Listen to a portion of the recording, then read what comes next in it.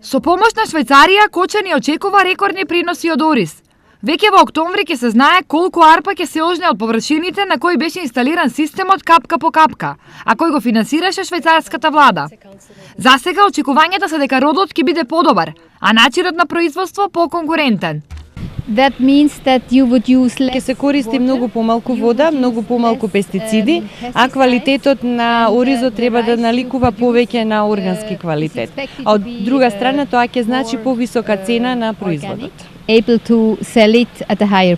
Системот поставен на опитното поле е само еден од развојните проекти кои Швајцарија ги финансира во Кочанско. Разговаравме за постојниот проект за пречистителна станица која што се гради во општината Кочани. Разговаравме за проектите кои што се од заштитата на животната средина во градот и на Пониква и разговаравме за поддршката која што имаме во делот на форумските заедници.